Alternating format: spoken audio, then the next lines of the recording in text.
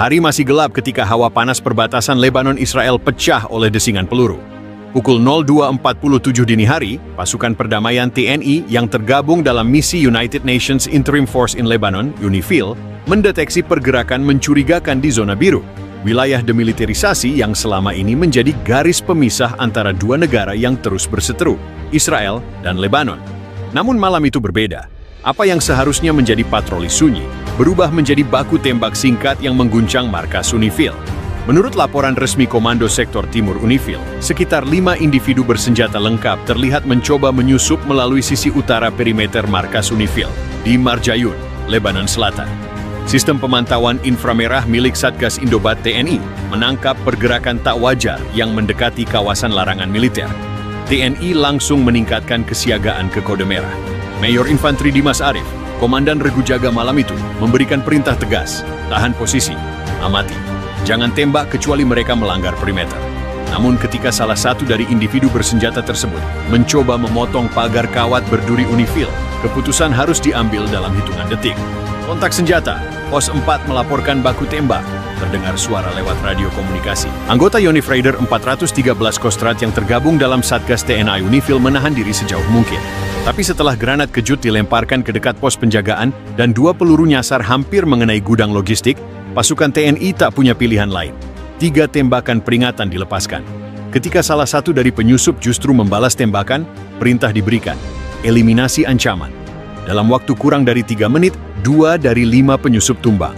3 lainnya melarikan diri mundur ke arah perbatasan Israel, meninggalkan senjata, alat komunikasi, dan 1 jenazah yang mengenakan seragam tempur khas Israeli Defense Forces, IDF, unit elit Maglan. Penyelidikan awal menemukan bahwa penyusup adalah anggota unit pasukan khusus Israel yang dikenal dengan kemampuan infiltrasi diam-diam. Tanda pengenal dan DNA korban yang tewas, Letnan Yonatan Barak, 29 tahun, unit Maglan, dikonfirmasi oleh pihak Israel. Pemerintah Israel awalnya membantah, menyebut itu sebagai operasi individu yang tersesat. Namun hasil forensik dan log data GPS milik korban menunjukkan bahwa operasi itu terencana dan memiliki tujuan intelijen. Ini bukan kesalahan navigasi, ujar Letkol Infanteri Suherman, Komandan Satgas TNI UNIFIL. Ini adalah infiltrasi bersenjata yang mencederai mandat perdamaian dan mencoreng prinsip netralitas PBB. Panglima TNI Jenderal Agus Subianto memberikan perintah tegas dari Jakarta. Seluruh pasukan TNI di UNIFIL siaga penuh. Penempatan sistem drone pengintai ditingkatkan dan perimeter markas diperluas dengan penambahan titik sniper tersembunyi. Ini bukan pertama kalinya kami menghadapi provokasi, tapi ini pertama kalinya kami harus menembak untuk bertahan hidup. Jika Israel mencoba menguji kesabaran kami lagi, mereka akan mendapati TNI bukan hanya penjaga, tapi perisai, ujar Komandan Pasukan TNI UNIFIL. Dalam sejarah panjang konflik Timur Tengah, seringkali pasukan perdamaian diposisikan sebagai penonton. Tapi kali ini berbeda. TNI Perdamaian menunjukkan bahwa mandat bukan berarti pasrah. Mereka bukan pasukan simbolik tapi perisai nyata di garis api konflik yang tak kunjung padam. Dan malam itu, ketika peluru bicara lebih lantang dari diplomasi, dunia menyaksikan satu hal. Tentara Indonesia tak akan diam jika perdamaian diinjak-injak. Waktu menunjukkan pukul 2.47 waktu setempat. Hening dan gelap menyelimuti markas UNIFIL di sektor timur, dekat Marjayun. Satgas Indobat 28M UNIFIL, yang malam itu sedang bertugas menjaga perimeter, menangkap sinyal gerakan mencurigakan melalui sistem pemantauan termal buatan Jerman, yang baru dipasang 2 minggu sebelumnya. Kami melihat 5 titik panas, bergerak formasi kompak merayap dari arah tenggara. Jelas bukan warga sipil, ujar Sersan Kepala Hidayat, operator sistem pemantau. Mayor Inf Dimas Arif, Komandan Regu Jaga malam itu, langsung mengaktifkan protokol mode siaga 3, menginstruksikan semua penembak jitu, dan Regu respons cepat untuk mengambil posisi tanpa membunyikan alarm umum. Karena status netralitas PBB tetap harus dijaga. Tapi TNI sudah curiga, mereka tak sedang menghadapi penyusup biasa. 3 menit kemudian, pelanggaran pertama terjadi. Seorang dari 5 penyusup memotong kawat berduri bagian luar markas, membuka jalur sempit selebar 50 cm. Cukup untuk dilewati 1 orang dewasa bersenjata. Tepat pukul 02.53, suara tembakan pertama terdengar. Seorang penyusup melepaskan 2 tembakan ke arah pos 4. Itu adalah pemicu dari baku tembak cepat dan intens yang berlangsung selama 6 menit. Pasukan TNI, yang terdiri dari prajurit-prajurit terbaik Yonif Raider 413 Kostrad, merespons dengan presisi tinggi. Dalam waktu kurang dari 1 menit, 2 musuh berhasil dilumpuhkan. Salah satunya yang kemudian diketahui sebagai Letnan Yonatan Barak dari unit Maglan IDF, tewas seketika dengan luka tembak di bagian dada dan leher.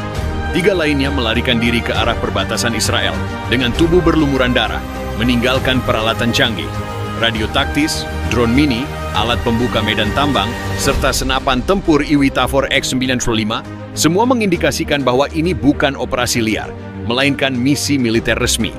Pukul 8 pagi waktu Lebanon, identifikasi jenazah korban telah selesai. Letnan Yonatan Barak, 29 tahun, dikenal sebagai salah satu perwira muda berbakat IDF.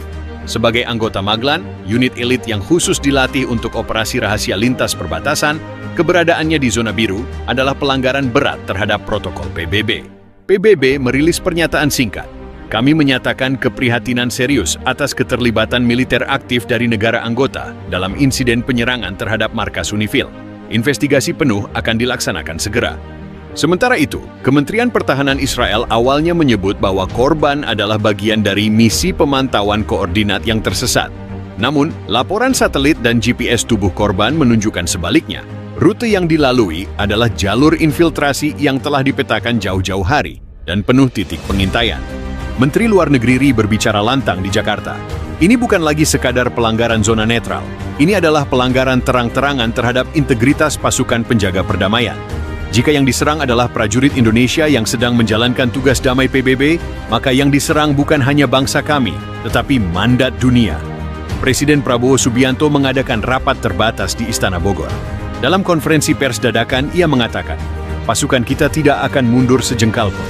Kami telah menempatkan mereka di garis depan demi kemanusiaan, dan mereka akan bertahan sampai perdamaian menang. Jika nyawa TNI dipertaruhkan, maka kehormatan bangsa pun ikut dipertaruhkan. TNI perdamaian di Lebanon tidak pernah mengira akan menjadi pusat konflik global.